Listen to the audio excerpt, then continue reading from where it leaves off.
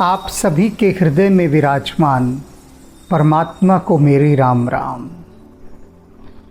शूर्पणखा अब रावण को भड़का रही है। पहले तो उसने बताया कि जो राम हैं वे अद्वितीय पुरुष हैं और इतने बलशाली हैं कि उनके बल का आश्रय पाकर ये जो ऋषि मुनि आपके भय से कांपा करते थे, उन्होंने अब निर्भय और आनंदित होकर इन वनों में विचरण करना आरंभ कर दिया है। यह दंडकारण्य जो सहमा सहमा रहता था, आपके भय से कांपा करता था, अब राम ने उसे भय मुक्त कर दिया है।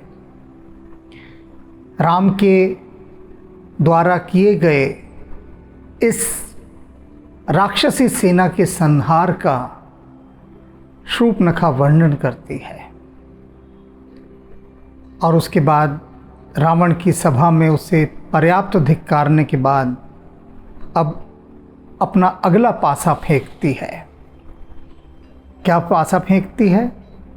बताती है धीरे से कि सुनो रावण, उस राम के पास एक परम सुंदरी स्त्री भी है। अब वो रावण की सबसे कमज़ोर नब्ज़ पर हाथ रख देती है। रूप राशि विधि नारी संवारे,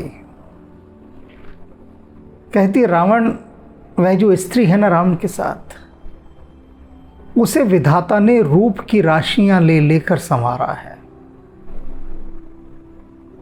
जो बात शूर्पणखा ने कही वह साधारण बात नहीं है कि विधाता के द्वारा स्वयं उसकी रचना की गई है अपने हाथों से और रूप की जितनी राशियां होती हैं उन सबको इकट्ठा करके बनाया है। साधारण नहीं है वह। रत सत कोटि तासु बलिहारी, और कहती है रावण, मैं तुझे कैसे समझाऊं, बस यूं समझ ले कि कामदेव की जो पत्नी है रति, ऐसी करोड़ों रतियां उस स्त्री के ऊपर न्यौछावर हैं। करोड़ों स्त्रियां जो कामदेव की पत्नी है रति, ऐसी ऐसी न जाने करोड़ों रतियां उस स्त्री पर न्यौछावर हैं। ऐसी रूप की राशि है वह। तास अनुज काटे श्रुतनासा, और उसी राम के छोटे भाई ने मेरे नाक और कान काटे हैं। सुन तब भगने कर ही परिहासा, और जब मैंने उन्हें बताया कि मैं रावण की बहन हूँ, डरने के स्थान पर वो तो और मजाक उड़ाने लगे, हंसने लगे। उन्हें कोई अंतर नहीं पड़ा रावण का नाम सुनकर। तुम्हारा नाम सुनकर संसार कांप उठता है और तुम्हारी बहन के नाक कान काटने के बाद वे हंस रहे हैं। यानी मेरी हंसी नहीं उड़ा रहे रावण, तेरी हंसी उड़ा रहे थे वो। तुझे कुछ समझ ही नहीं रहे, तेरी कोई बिसात नहीं, कोई औकात नहीं उनके सामने। तेरी बहन की नाक कान काट दी और उसके बाद तेरा नाम सुनकर हंस रहे हैं। खर दूषण सुन लगे पुकारा, और अपने नाक कान कटने के बाद मैंने सहायता के लिए खरदूषण को पुकारा। वे आई मेरी सहायता के लिए। छन मोह सकल कटक उन्मारा, और राम ने क्षण भर में देखते ही देखते पूरी कटक के साथ, अर्थात पूरी सेना के साथ उन्हें मार गिराया। क्षण भर में। कोई ये नहीं कि युद्ध चला हो 10-15 दिन, 20 दिन, 25 दिन, सवाल ही नहीं। थोड़ी ही देर में निपटारा कर दिया राम ने। थोड़ी ही देर में, सांझ भी नहीं होने दी, पहले ही निपटा दिया सबको, सबको काट डाला। और ये शूर्पणखा बता रही है। सबसे अधिक प्रामाणिक जानकारी जो रावण को उपलब्ध करा रही है शूर्पणखा। खर दूषण तिरसिरा कर घाता, सुन 10 शीस जरे सब गाता। रावण ने जब सुना शूर्पणखा के मुख से कि खर दूषण और त्रिशिरा मारे गए, यह सुनते ही रावण का पूरा शरीर जलने लगा, तन बदन में उसकी आग लग गई कि खरदूषण और त्रिशिरा को मार दिया। खरदूषण और त्रिशिरा को मारा जाना रावण की कल्पना से बाहर की बात थी। बताते हैं इस पर, पहले और सुन ले क्या कह रही है। शूर्पणखा समझाई करबल बोल सी बहु भांति। शूर्पणखा को रावण ने अनेक प्रकार से समझाया, धैर्य दिया, उसे बताया कि देख तेरा भाई रावण अभी मरा नहीं है, जिंदा है। रावण के होते तो बिल्कुल चिंता मत कर, मैं सब ठीक कर दूंगा, प्रतिशोध लूँगा तेरे इस नाक कान काटे जाने का। बहुत समझाया बुझाया उसने शूर्पणखा को और विदा कर दिया। उसके बाद गए हु भवन, उसके बाद रावण अपने भवन में, अपने महल में चला गया। अति सोच बस, चिंता के वशीभूत था वह। शूर्पणखा के सामने तो उसने बड़ा नाटक किया अपने को बलशाली दिखाने का, लेकिन भीतर ही भीतर वह बहुत डरा हुआ था। अब अपने घर पहुंच गया है, महल के अंदर, तो चिंता में घुल रहा है। नींद पड़े नहीं रातें, और रातों की उसकी नींद उड़ गई, सो ही नहीं सका। सोचता ही रहा, सोचता ही रहा, सोच में डूब गया। और सोच क्या थी उसकी, चिंता क्या थी, भीतर ही भीतर कांपने का कारण क्या था। सुर नर असुर नाग खग माही। रावण क्या सोच रहा था कि इस संसार में सुर देवता, नर मनुष्य, असुर राक्षस, नाग खग, नाग जाति और पक्षी जाति, जितने भी हैं ये सब, जितनी भी जातियां हैं, मोहे अनुच्चर कह को हुनाए, मेरे किसी सेवक को भी हाथ लगाने की हिम्मत नहीं रखते हैं। देखो मेरे सेवक को ही छू जाए, हजारों की भीड़ हो और मेरा सेवक जाकर वहाँ ये आवाज़ लगा दे कि मैं रावण का सेवक हूँ।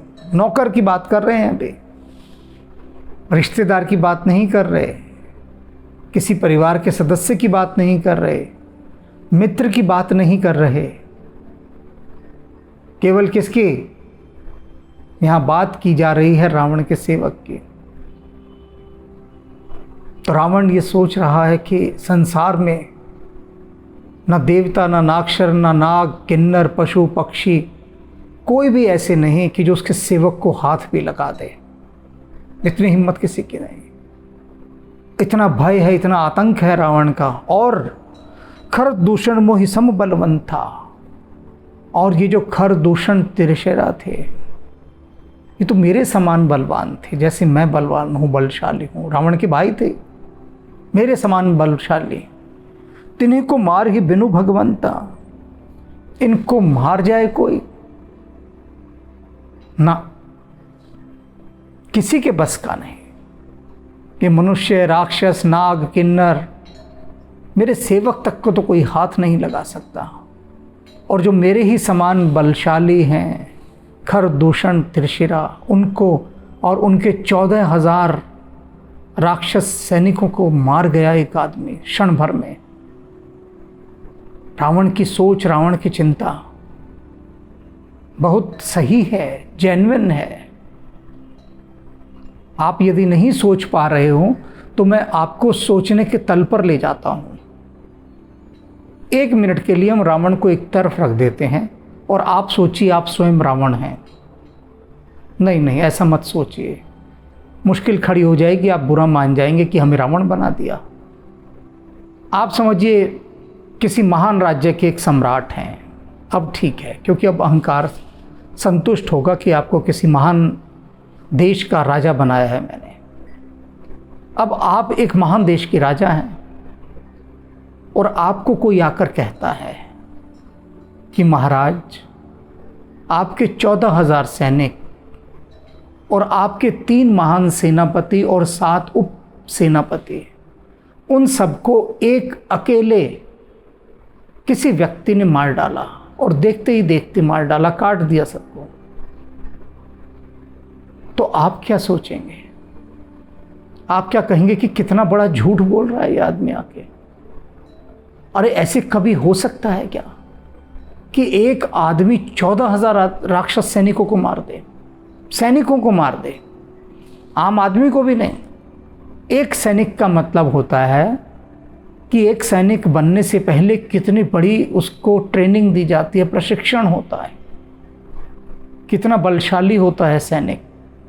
और सैनिक के ऊपर तो और बहुत सारे होते हैं, एक से एक बड़े बड़े योद्धा हैं। सैनिक तो सबसे छोटी, जिसको जवान हम कहते हैं, वो तो सबसे छोटी कैटेगरी है, लेकिन उसके बाद भी वो बलशाली है, क्योंकि जवान भी, सिपाही भी ऐसे नहीं बनता। बहुत कठोर प्रशिक्षण के बाद सिपाही बनता है, सैनिक बनता है। तो 14,000 फौजियों को एक आदमी मार जाए और उसके 10 सेनापतियों को भी, सेना नायकों को भी, तो आप क्या कहेंगे कि ये झूठ है, ये हो ही नहीं सकता, असंभव। वही रावण की सोच का दोबारा वापस आ जाते हैं। अब आप उस सपने से बाहर निकल आइए कि आप किसी देश के राजा हैं, वही हिंदुस्तान के एक आम नागरिक बन जाइए, वापस लौट आइए। अब हम चलते हैं रावण के पास। महल में है बेचारा, डरा हुआ है भीतर ही भीतर, और सोच के कारण उसकी नींद उड़ गई है। सोच रहा है कौन है यह राम, कौन है? मनुष्य है, राजा का बेटा है, सुनने में तो यही आया है। और एक निर्वासित राजकुमार ने, जिसको उसके ही राज्य से निकाल दिया गया, ऐसा रावण का सोचना था कि ये तो अपने ही राज्य से निकाला गया है, ये है क्या चीज़। और उस एक अकेले राजकुमार ने 14,000 राक्षस वीरों को मार दिया, और मेरे ही समान बलवान खरदूषण और त्रिशिरा। बुद्धि ने काम करना बंद कर दिया, बिल्कुल बंद कर दिया। काट मार गया उसकी बुद्धि को, जड़ हो गई। समझ में नहीं आ रहा ये हो क्या रहा है, नहीं समझ पा रहा था। फिर उसकी समझ दूसरी तरफ अपनी यात्रा करती है। क्या कहती है उसकी समझ? तिन्हीं को मारे ही बिनु भगवंता। कहता है कि इन तीनों को मारने वाला केवल भगवान हो सकता है, और कोई हिम्मत इन्हीं की हाथ में लगा जाए। सुगंध आ गई रावण को राम की, बुद्धि हार गई, बुद्धि के घोड़े हार गए। दौड़ दौड़ कर मीलों दौड़े थक हार कर गिर गए। रावण की बुद्धि के घोड़ों ने कहा हमारी समझ में नहीं आ रहा, कौन है जो मार गया तेरे भाइयों को और 14,000 राक्षस वीरों को? नहीं जान पा रही हम। बुद्धि बेबस और लाचार हो गई। उसके बाद कहीं से एक विचार प्रकट हुआ, और वह क्या बोला कि भगवान के अतिरिक्त तो और कोई हो ही नहीं सकता जो ऐसा काम कर दे, केवल भगवान ही कर सकते हैं। तो सुर रंजन भंजन मही भारा, इसका अर्थ है देवताओं को आनंद देने वाले। सुर रंजन भंजन मही भारा, और इस धरती को उसके भार से मुक्त करने के लिए जो भगवंत लीन अवतारा। और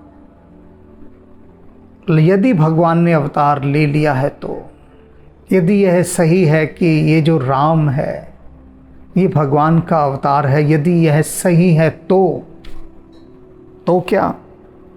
तो मैं जाई बैर खट कर हूँ, तो मैं उनसे ज़बरदस्ती बैर करूँगा, शत्रुता करूँगा, उनके साथ दुश्मनी निभाऊँगा। यदि ये सत्य है तो प्रभु सर प्राण तजे भवतर हूँ, और उनके साथ युद्ध करूँगा, और प्रभु के बाण से मारा जाकर मैं मुक्ति को उपलब्ध हो जाऊँगा।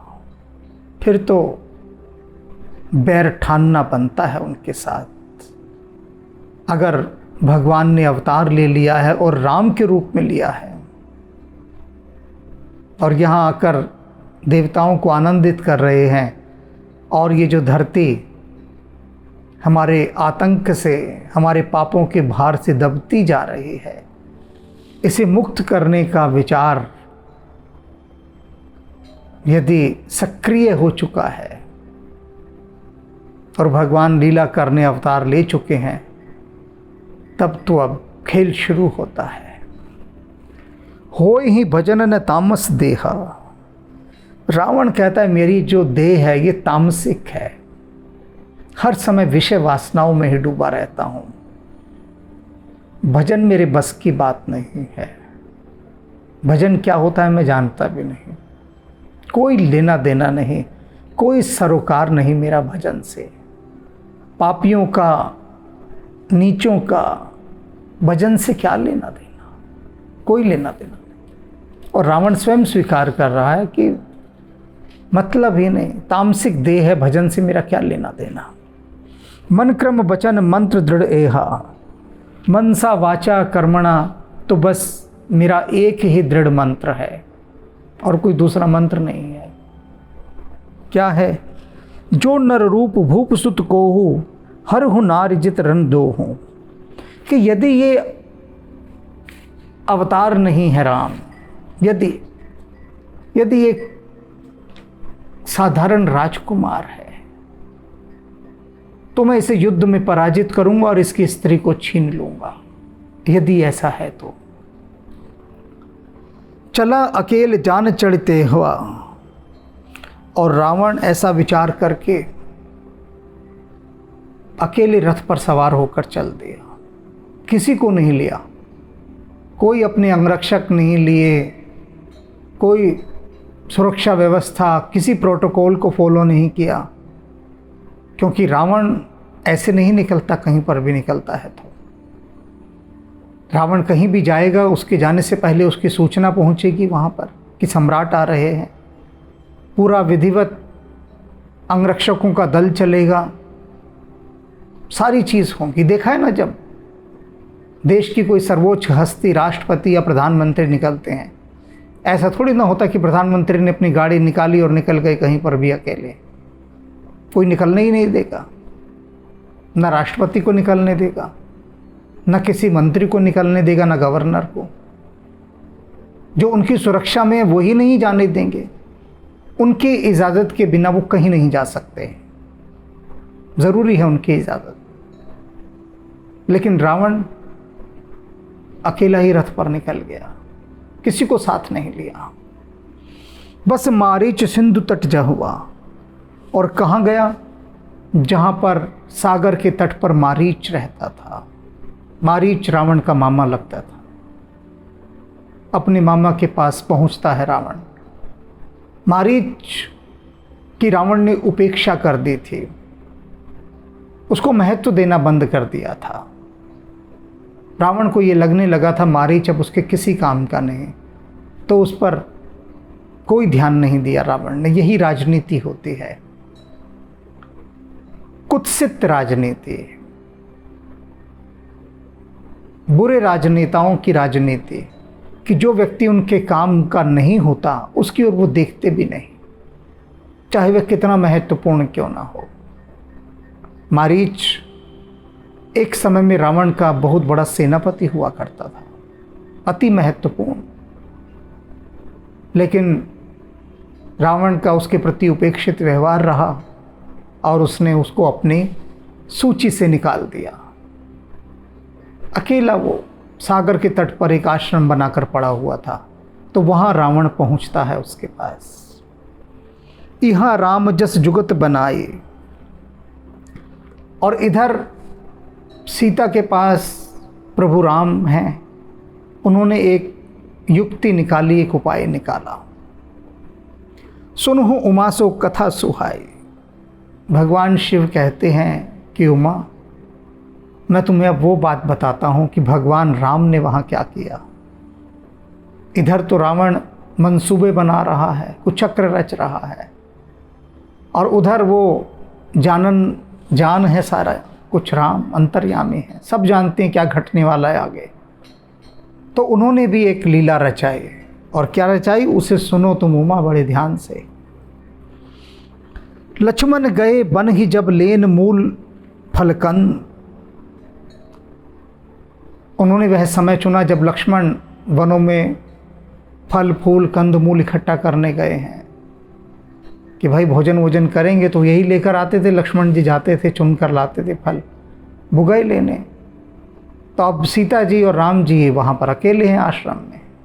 तो ऐसे समय में प्रभु राम कहते हैं सीता से, जनक सुतासन बोले बिहस कृपा सुख वृंद।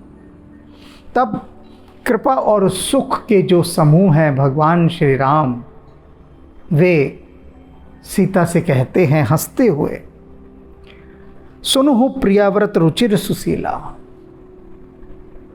लीला करने जा रहे हैं प्रभु, खेल करने जा रहे हैं, तो हंस रहे हैं और हंसते हुए कहते हैं जानकी से कि सुनो, ध्यान से सुनो। सुनो प्रिया, हे मेरी प्रिया सुनो, व्रत रुचिर सुशीला। तुम क्या हो? तुम पातिव्रत्य का पालन करने वाली बहुत सुशीला हो। मैं कुछ करब ललित नरलीला, मैं एक बहुत सुंदर नरलीला करने जा रहा हूँ। और वो नरलीला आरंभ बस समझ लो तुम हो चुकी है। अब तुम्हें एक भूमिका दे रहा हूँ मैं, क्या करना है? तुम पावक महु करो निवासा, तुम अब अग्नि के भीतर निवास करो। अब तुम्हारी यहाँ आवश्यकता नहीं है, अब सारा खेल मेरा होगा, लीला मेरी चलेगी। तुम लौटो और अग्नि में निवास करो। जो लग करो निशाचर नासा, और कब तक अग्नि में निवास करो? जब तक मैं राक्षसों का नाश नहीं कर देता, तब तक तुम वहीं रहोगी। जब ही राम सब कहा बखानी, प्रभु पद धरी ही अनल समानी। प्रभु ने सारी बात अच्छी तरह से समझाकर सीता जी को बता दी कि ये सारी नरलीला होने वाली है, राक्षसों का मुझे खात्मा करना है, और ऐसे में तुम्हारी सुरक्षा व्यवस्था यह सब कुछ देखना। तो तुम ऐसा करो, अग्नि में निवास करने लग जाओ, वहाँ जाकर रहो। जब ही राम सब कहा बखानी, प्रभु पुत धर ही अनल समानी। तब सीता जी ने प्रभु श्री राम के चरणों में ध्यान धरा, और ध्यान धरते ही वहाँ से अग्नि प्रकट हुई और उसमें वे समा गई। यानी एक ऐसे सुरक्षा घेरे में, एक वह सुरक्षा घेरा जहाँ पर अच्छा नहीं खोज सकता, उसके अंदर सीता जी को सुरक्षित कर दिया। सीता जी अग्नि में समा गई। निज प्रतिबिंब राखित है सीता। अब सीता जी ने क्या किया? स्वयं अग्नि में समाने से पहले अपना प्रतिबिंब, अपनी छाया राम के साथ रख दी। आपने हॉलीवुड की कुछ वैज्ञानिक फिल्मों में देखा होगा कि एक छाया सामने खड़ी होती है, वो बातचीत कर रही है, सब कुछ कर रही है, लेकिन वो छाया नहीं है, वो इल्यूज़न है, एक भ्रम है। दिखता है वही है सब कुछ, लेकिन वह वो होती नहीं है। तो अपनी एक छाया, एक कृत्रिम प्रतिकृति, अपना प्रतिबिंब, अपना अक्स सीता ने वहाँ पर छोड़ दिया। तैसे ही सील रूप सुविनीता, कोई फर्क नहीं था, तैसे ही एज इट इज, हूबहू वही थी वो। कोई फर्क नहीं लगा सकता था कि ये सीता जी नहीं है, ये तो सीता जी की छाया है। अब देखिए कितना उन्नत विज्ञान था ये। इसे विज्ञान वैसे कहते नहीं है, ये समझ लीजिए, यह अध्यात्म है। मैं आपको कई चरण बता रहा हूं इस समय। एक होता है अज्ञान। सबसे पहले अज्ञान जब कट जाता है तो ज्ञान बचता है। अज्ञान का अ काट दो, क्या रहा? ज्ञान। तो मनुष्य का जब अज्ञान समाप्त हुआ तो ज्ञान आया। मनुष्य को पता ही नहीं था कि धरती पर आ गए। सोचिए, पता था कोई? जानवरों को मारता था और जानवर के समान ही कच्चा उन्हें खा जाता था। पेड़ के फल खा लिए, पत्ते खा लिए, गुफा में घुस गया अंधेरा होने पर, और अंधेरी गुफा में सारी रात रहता था। आग क्या होती है उसे पता ही नहीं था, बस सूरज को जानता था। तो एक छोटी सी बात यहाँ से समझ लीजिए, आज आप सबको लगता है आग क्या है, कुछ भी नहीं है। माचिस खरीदो, जलाओ, लाइटर जलाओ, आग जल जाएगी। आज आग इंसान के हाथ में है, उसके हाथ का खिलौना है आग। लेकिन एक समय ऐसा था जब अज्ञान का अंधेरा छाया हुआ था, तो आग कहाँ थी? सोचिए, आग तो तब भी थी, लेकिन इंसान को उसका पता नहीं था। तो वो क्या था? अज्ञान।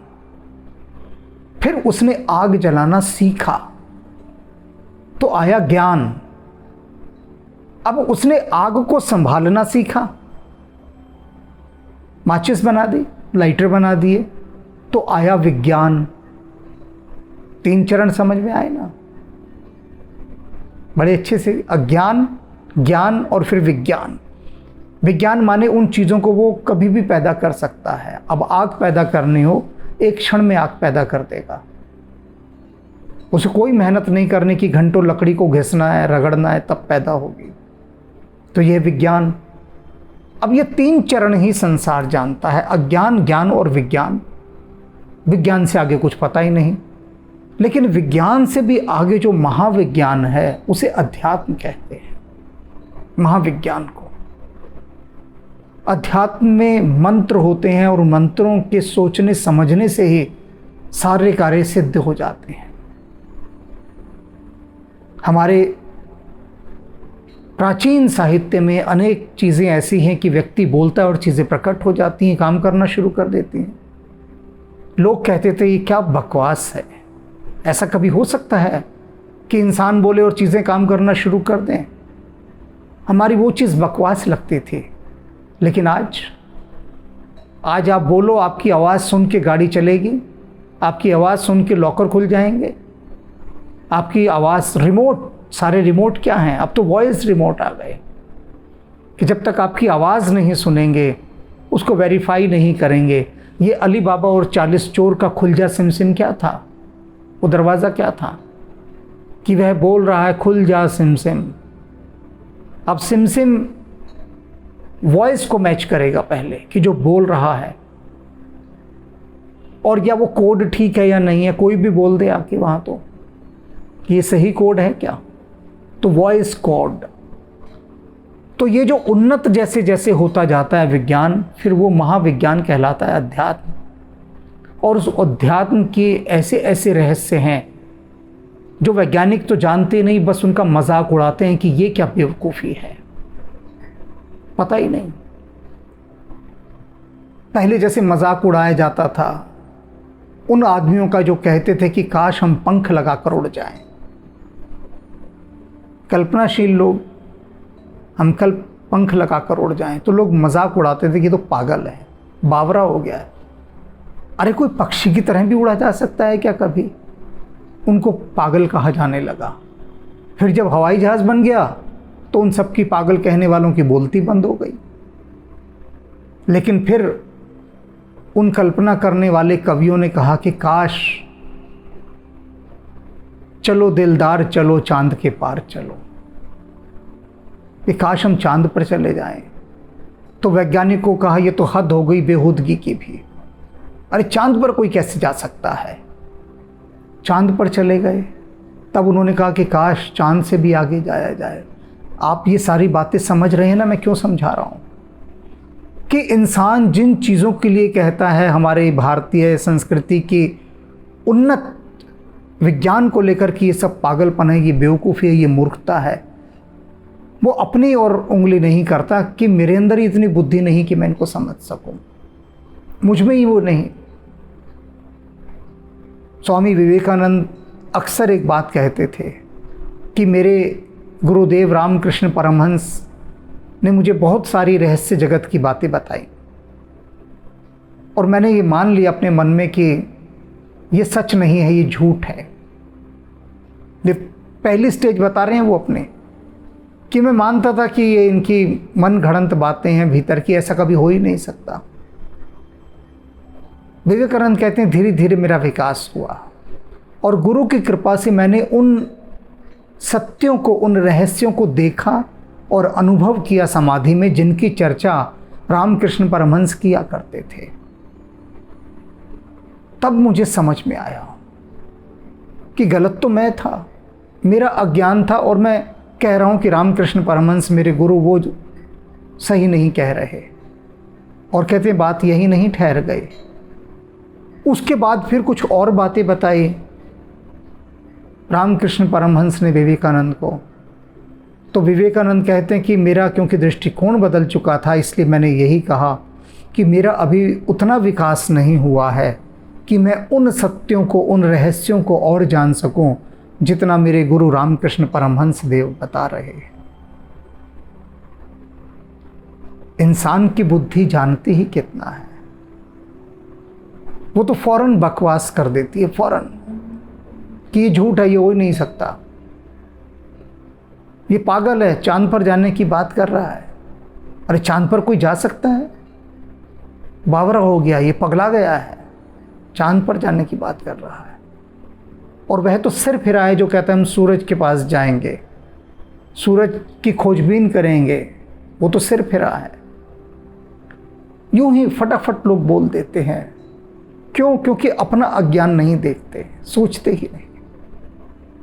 तो वही ये बात है कि राम ने, सोचिए कितना उन्नत विज्ञान रहा होगा, जिसको अध्यात्म कहते हैं। अध्यात्म ये है, महाविज्ञान का नाम अध्यात्म है, कि वह कौन सी मांत्रिक शक्ति होगी जिसके अंतर्गत उन्होंने सीता को अग्नि में सुरक्षित कर दिया और उनकी एक छाया, उनकी एक प्रतिकृति साथ चल रही है। छाया है, कोई डर की बात नहीं, इमेज है बस। तैसो ही सील रूप सुबिनीता, और वो जो छाया अपनी सीता ने बनाई वो वैसी ही सुंदर थी जैसे सीता जी हैं। सुबिनीता, बहुत ही सुंदर स्त्री, उन्हीं के समान सुशील, हर तरह से कोई कमी नहीं। इसको क्लोन कह सकते हैं, अपना ये क्लोन बना दिया वहां पर, वही रूप, सही शब्द, वैज्ञानिक शब्द जो है, अपना ही क्लोन तैयार कर दिया है। लक्ष्मण हूं यह मर्म न जाना, लेकिन लक्ष्मण जी इस बात को नहीं जानते थे। प्रभु श्री राम ने लक्ष्मण जी को इस रहस्य से परे ही रखा, उनके संज्ञान में वे इसे लेकर नहीं आए। नहीं जानते थे लक्ष्मण जी की ये जो अब सीता जी सामने हैं ये वास्तविक सीता है ही नहीं, यह तो छाया मात्र है, नहीं पता था उन्हें। सो कुछ चरित्र रचा भगवाना, और इस तरह से प्रभु श्री राम ने एक लीला रची। 10 मुख गए हूँ जहाँ मारीचा, अब रावण वहाँ पहुँचता है जहाँ मारीच है। पहुँचा है रावण। नाई माथ सवारथ रत नीचा, और वह नीच रावण, स्वार्थी रावण मारीच के आगे जाकर सिर झुकाता है, नमस्कार करता है। वक्त पड़ने पर तो गधे को भी बाप बनाती है दुनिया। वक्त पड़ा है रावण को, जानता है कि जो काम मुझे करवाना है सिर्फ मारीच कर सकता है। कल तक यही रावण मारीच की उपेक्षा करता था, देखता भी नहीं था उसकी तरफ, और आज मतलब पड़ा है तो अकेला गया है कि किसी को पता ही ना लगे, चुपचाप पहुंच गया मारीच के पास। और आश्चर्य देखो, मारीच को नमस्कार कर रहा है, जाके सिर झुका रहा है। नवन नीच के अति दुखदाई, तुलसीदास जी कह रहे हैं कि नीच व्यक्ति अगर आकर आपको नमस्कार करता है, सिर झुकाता है, तो नीच आदमी का झुकना भी, नमस्कार करना भी बड़ा दुखदाई होता है। खुश मत हो जाना कि ये इतना बड़ा आदमी आके हमें सिर झुका रहा है, नमस्कार कर रहा है। उसका ये झुकना भी बड़ा दुखदाई होगा नीच का। क्यों? क्योंकि नीच अपना कोई मतलब निकालने आपके पास आया है, आपको इस्तेमाल करने, अपना स्वार्थ सिद्ध करने, और उसके स्वार्थ सिद्ध होने में आपको दुख ही दुख मिलेगा। तो नीच का झुकना कैसे है? जैसे अंकुश धनु उरग बिलाई, जैसे कि अंकुश अगर वो झुकता है तो क्या करता है? हाथी को तड़पा देता है, कष्ट देता है, और धनुष अगर झुकेगा तो क्या करेगा? कमान जब खींचती है तो क्या तीर ही छोड़ती है? मारेगी ही। उरग बिलाई, सांप अगर झुकेगा ऐसे तो क्या करेगा? डंक ही मारेगा। और बिल्ली झुकेगी तो नुकसान करेगी, छलांग मारेगी। भयदायक खल के प्रिय बाने। और ये जो नीच लोग होते हैं, दुष्ट लोग होते हैं, ये यदि मधुर वाणी में बोल रहे हैं तो समझ लो कुछ न कुछ गड़बड़ है। रावण मारीच के पास पहुंचकर बहुत मधुर वाणी में बात करता है। मारीच सब समझ जाता है कि कुछ तो दाल में काला है। जो मेरी तरफ कभी देखता नहीं, आज अकेला आया है, सिर झुकाकर नमस्कार कर रहा है, मधुर वाणी में बात कर रहा है, तो कुछ गड़बड़ है। कुछ नहीं, बहुत कुछ गड़बड़ है, बहुत बड़ी गड़बड़ है। मारीच का भी माथा ठनक गया था। भयदायक खल के प्रिय बानी, जिमी अकाल के कुसुम भवानी।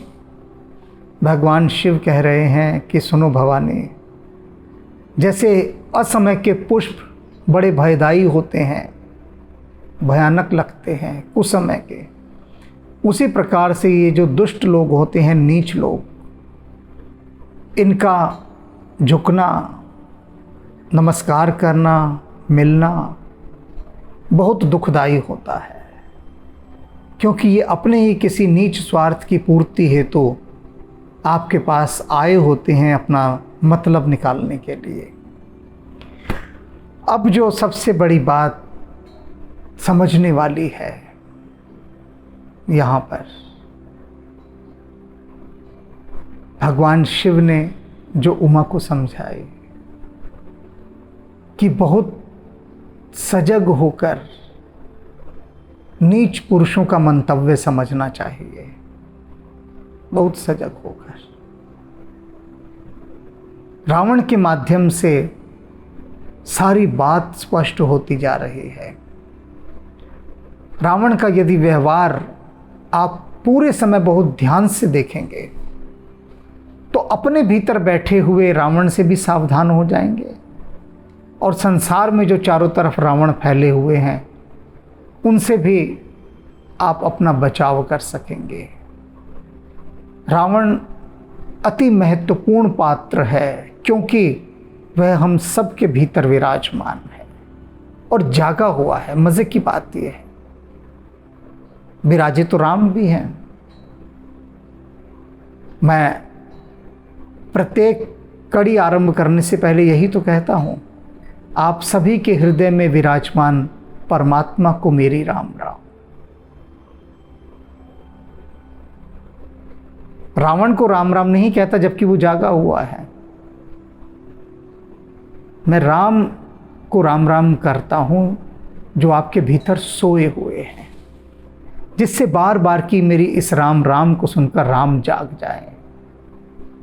राम जाग गए तो फिर वो अपने आप रावण से निपट लेंगे, क्योंकि रावण से निपटना ना मेरे बस की बात है ना आपके बस की बात। ये तो राम के ही बस में आ सकता है रावण। इसलिए मैं राम की बात करता हूँ, रावण की नहीं। रावण को समझना है कि कहाँ कहाँ हमारे भीतर रावण किस किस तरह से जागता है, बस। और सुमिरन तो राम का ही करना है, प्रार्थना तो उन्हीं से करनी है, क्योंकि वे ही रावण से भिड़ सकते हैं, हम नहीं। हमारे बूते की बात ही नहीं है। तो फिर अब देखते हैं आगे क्या होता है। राम सिया राम, सिया राम जय जय राम। राम सिया राम, सिया राम जय जय राम। राम सिया राम, सिया राम जय जय राम। राम सिया राम जय जय राम। राम सिया राम जय जय राम। राम सिया राम जय जय राम। राम सिया राम जय जय राम। राम सिया राम जय जय राम। राम सिया राम जय जय राम। राम सिया राम जय जय राम। राम सिया राम जय जय राम। राम सिया राम जय जय राम। राम सिया राम जय जय राम। राम सिया राम जय जय राम।